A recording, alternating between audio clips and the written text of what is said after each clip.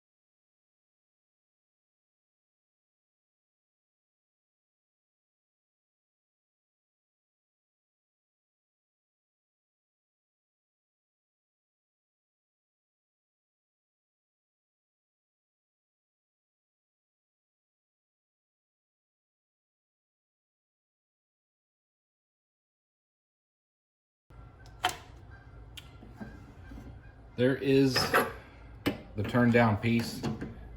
We'll just do one more check. We're on the low side of 450 thou, which is fine. That's what I was shooting for, 450 thou. So now we're hoping that the die that we run in here will finally thread it properly to match this. So I'm gonna get this out of the chuck. We'll take you over to the area where I use to dye materials, and we'll give this shot number 2. Let's try to get this started. I may have to put a bit more of a chamfer on the end of that to get it started. These dies are a little tough to get going. Tough to get going straight too. Once it bites in there though, it'll go. It's just getting it started. Tricky part.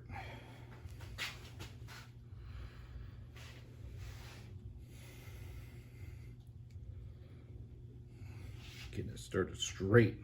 I think what I'm gonna do, I'm gonna take this back to the lathe, and I'm gonna make this a little bit more of a chamfer so that I can get it started easier.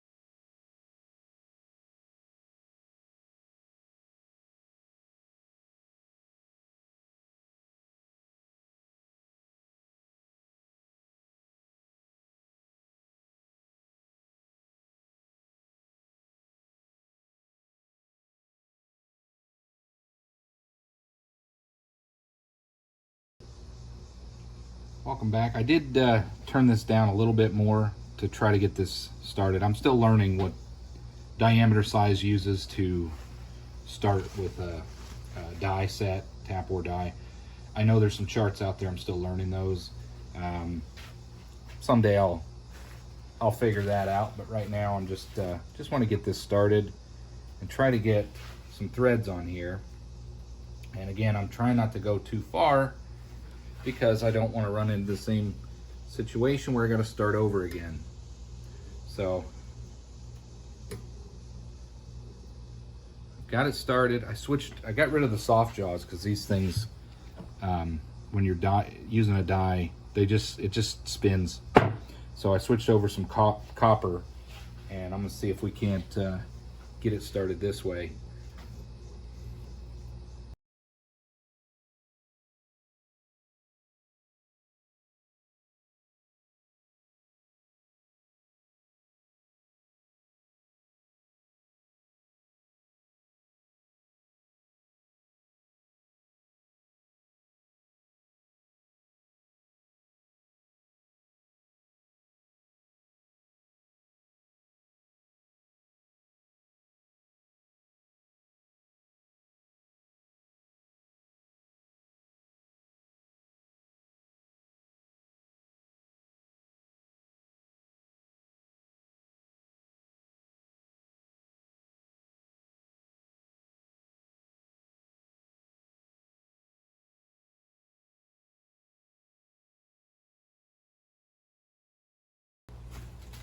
May have to take a little bit more off yet, but there are some peaks on that finally.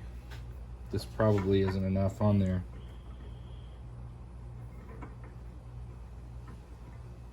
Certainly looks better than that last one I did. Yeah, that's gonna work. I think I might need to face a little bit more off of this rod. Again, I'm trying to take it slow. I don't want to take too much off of there, but you got to get pretty close is what I'm finding. You can't just hog a bunch of material off with your die, at least these cheap ones. So I'll bring you back. I'm going to go face a little bit more off of this and bring you back. Okay, I have this turned down to about 400 thou. I can only measure within 10 thou with that digital caliper that I have. So this is plus or minus 10 thou, but it's 400 thou. Let's see if this, I did find the tap and die chart, and there, you know, you've got your max and your min diameters and everything. I think 390 thou or 920 thou, 392 thou, something like that is the minimum or diameter. I'm just trying to inch towards it, or just a little at a time. I don't want to overshoot it and then end up needing to redo this again. So right now we're at 400 thou. I'm starting to understand how that stuff works with a chart. Maybe in another video I'll explain that as I understand it. Certainly won't be an expert video by any means, but it'll be maybe something useful for someone. Let's see if we can get this thread started and moving down the rod now. Otherwise I'll go back and take another 5 or 10 thou off.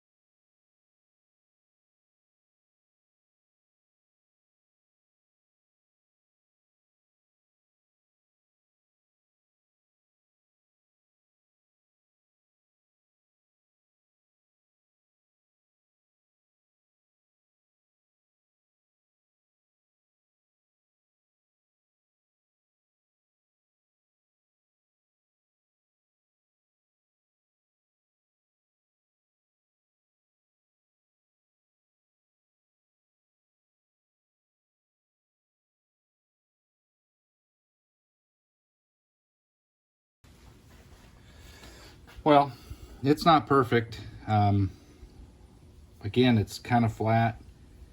I was going for like the beginning there where it's real sharp, but it's really hard with this crappy tap and die to thread that in. But this is gonna work for prototype number 2.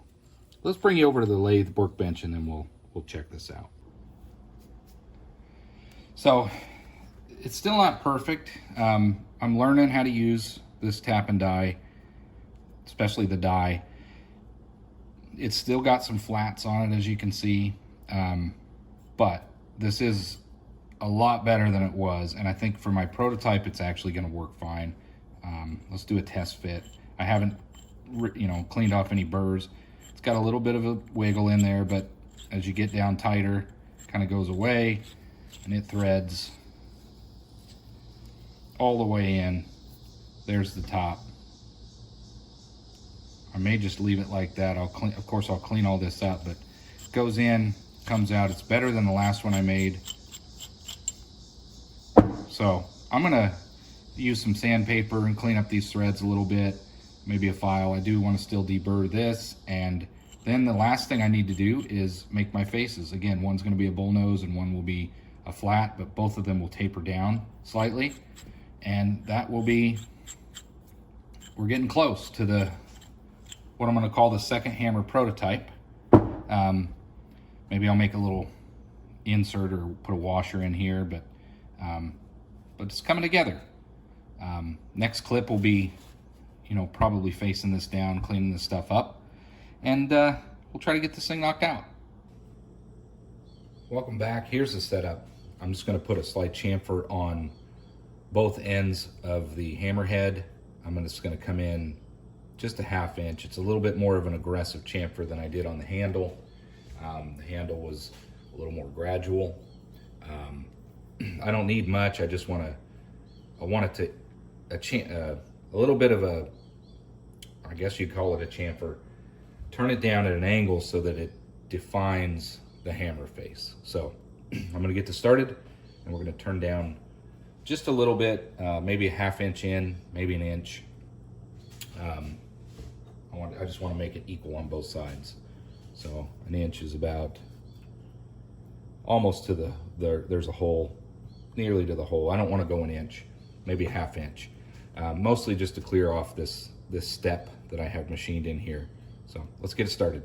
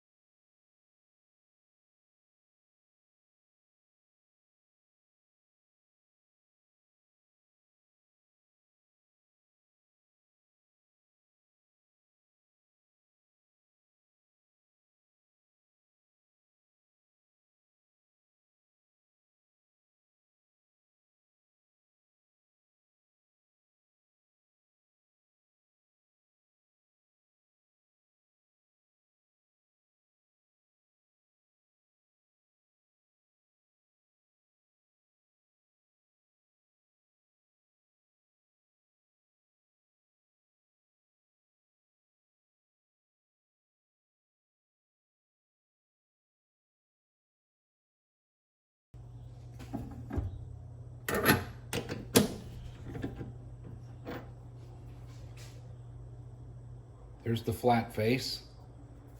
I'm just going to call that completed, good enough. There's my flat. So this next side, I'm going to chamfer down. We'll clean this up, and this will be my bullnose side. So let's get this chucked up, continue on.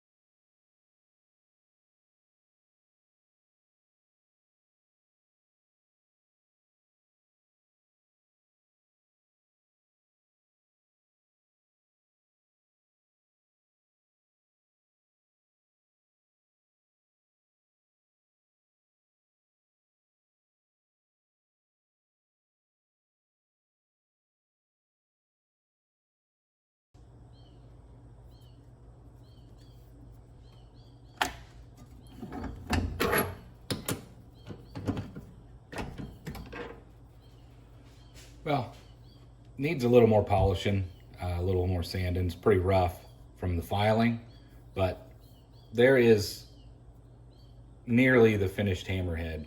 Now I want to chamfer these, and I'm trying to figure out, do I just drill? I know it's going to cut into the outsides, but I really want to get these deburred. I don't like that, but with it being round bar, let's see if I got a drill bit big enough to transfer this, or maybe a chamfer bit. I don't really have that kind of stuff. I do have this. Maybe I'll use this with a drill press. I think that will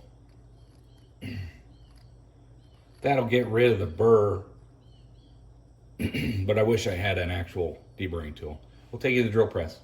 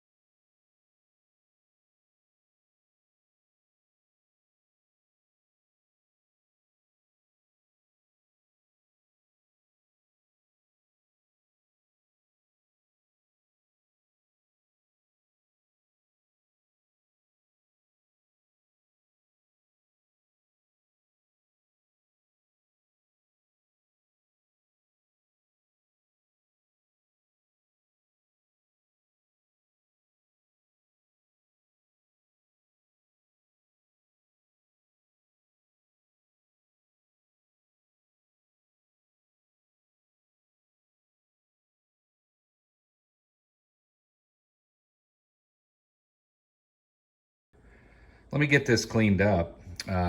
Anytime you work on something and you kind of get focused on a project, you just create just a terrible mess.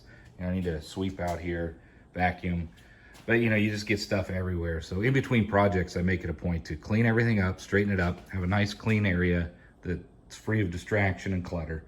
I'm gonna go ahead and straighten most of this up right now, so we can do a final recap on the second hammer prototype. All right, let's get our deburring tool and see if we can't clean a little bit of this burr off. I went a little bit too much on the drill press. I mean, I could probably file it, but that's all. That did it. Just want to get that off of there. But I did have a reason for going down that far. I'll show you if you haven't figured it out already. The idea is maybe the handle will seat down a little bit farther.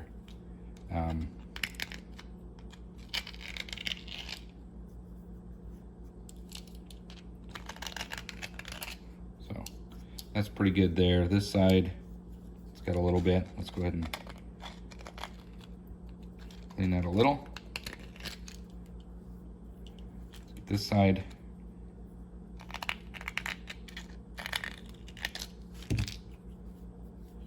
Enough. And this is not a polished piece by any means. Maybe someday I'll polish it, but for now I just want to bring the second hammer prototype project to a close.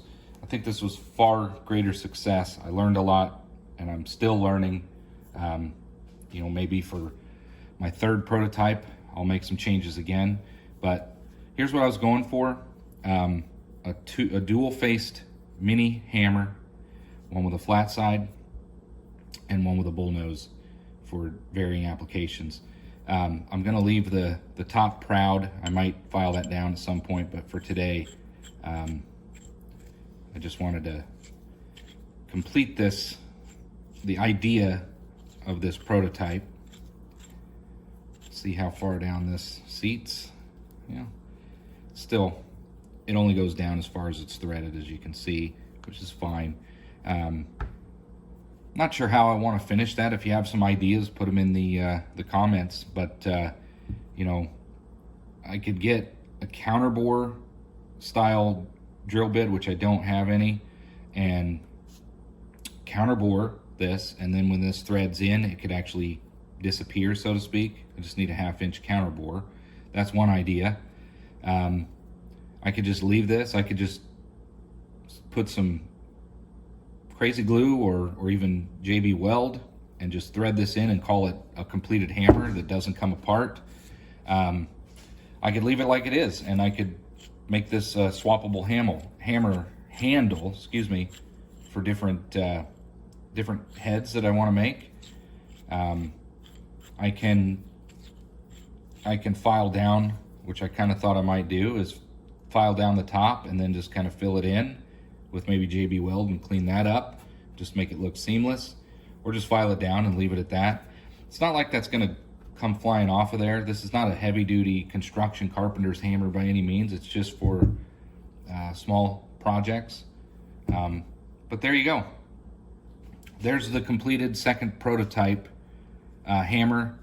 That is, it's not a finished completion, but it's like a fit and finish and polished, but it is the idea I was going for. So there's hammer prototype number 2.